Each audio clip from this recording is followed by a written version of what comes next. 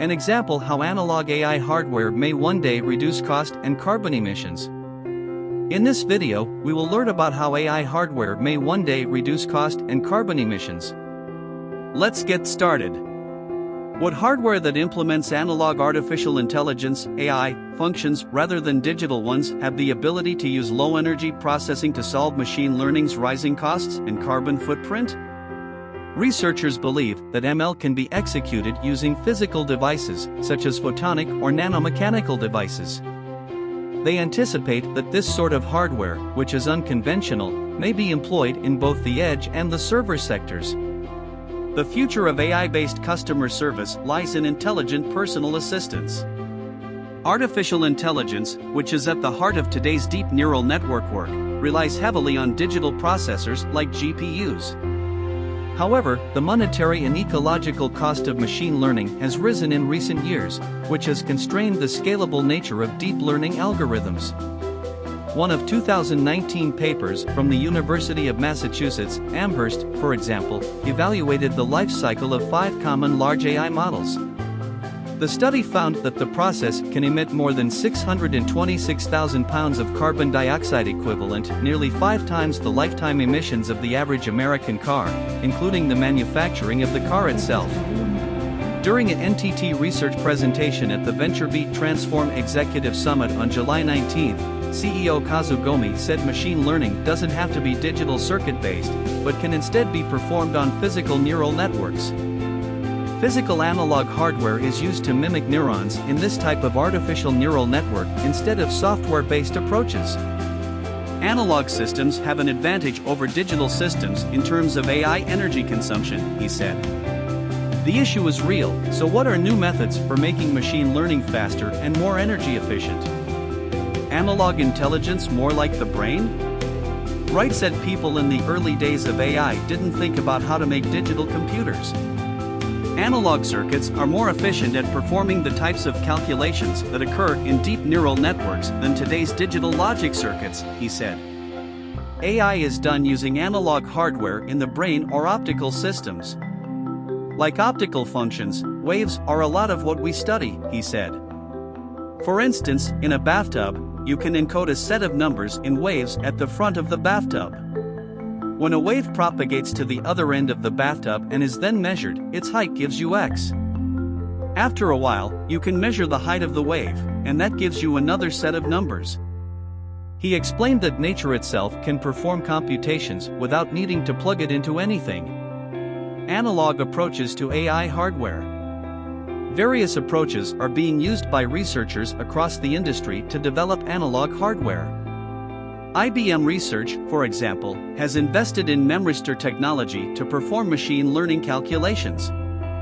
These memristor circuits have the desirable property of computing information naturally as electrons flow through the circuit, allowing them to consume less energy than digital electronics, said Onodera. Rather than limiting himself to memristors, NTT Research is working on a more generalized framework that is not restricted to them. He says, our approach is to also make smart sensors in the physical domain where the data is generated, such as smart microphones or smart cameras. By doing so, we can make smart sensors in the native physical domain where the information is generated, such as smart microphones or smart cameras. Consequently, our work is focused on making other physical systems also perform machine learning.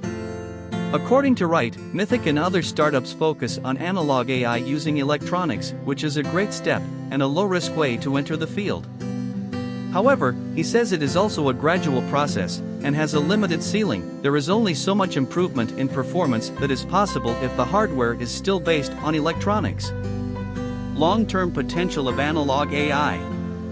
Light, rather than electronics, is used by several startups, such as Lightmatter, Lightelligence, and Luminous Computing, to do the computing, said Wright. Photonics is riskier, less mature technology, he said. In the long term, light-based neural networks could be much more energy efficient, he said. However, he said, you can also make computers from light and electrons, but not just electrons. Biological materials, electrochemical brains, like ours, or fluids, sounds, or mechanical objects could be used to modernize the earliest mechanical computer pioneers. At MIT Research, protonic programmable resistors, an intricate network of analog artificial neurons and synapses that performs digital neural network computations, was created. They were created using a practical inorganic material that enabled their devices to run 1 million times faster than previous versions and 1 million times faster than the synapses in our brains. NTT Research is taking a further step back from all these approaches and asking bigger, longer-term questions. What can we make a computer out of? And to achieve the highest speed and energy efficiency AI systems, what should we physically make them out of? Logan said that their work gives insight into how neural networks can be created on any physical substrate. So far, their calculations indicate that light-based neural network computers would be advantageous in the future, and even analog electronics.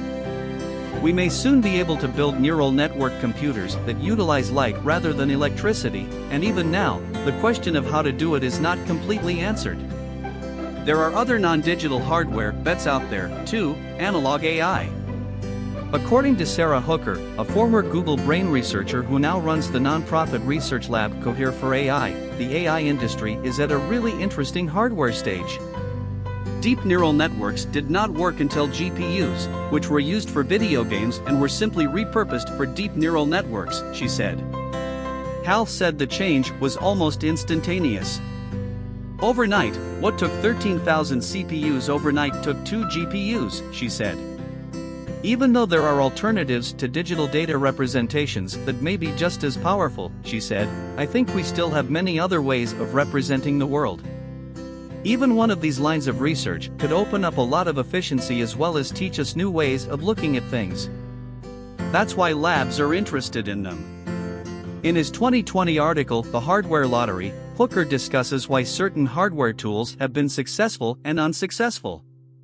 GPU success, he says, was actually a bizarre, lucky accident. It was winning the lottery. GPUs were never intended for machine learning, she said. It required the ideal moment when all of the hardware advancements coincided with the advancements in the modeling industry in order for AI to be so quickly adopted. The most critical component was the number of hardware choices that were available, she said. She believes that making more hardware options available provided for more unexpected moments when AI breakthroughs were seen.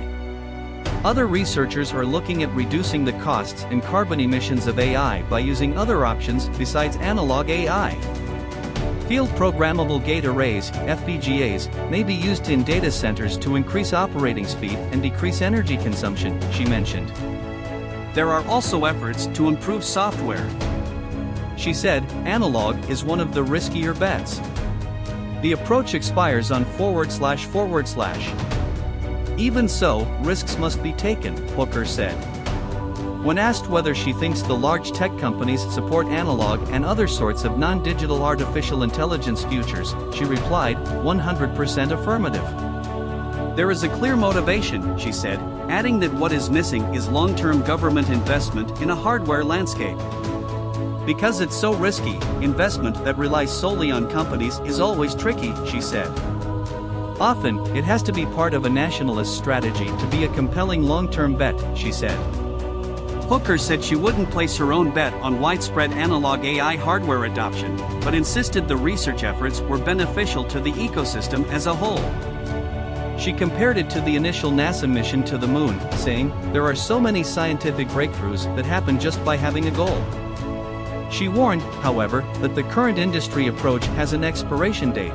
There is a consensus among experts that there has to be some investment in riskier projects. The future of analog AI. NTT researchers emphasized that the earliest, narrowest applications of their analog AI work will take at least 5 to 10 years to materialize, and even then, they will likely be employed first for specific applications such as at the edge. The group is looking at which types of physical systems will be the most scalable and advantageous in terms of energy efficiency and speed.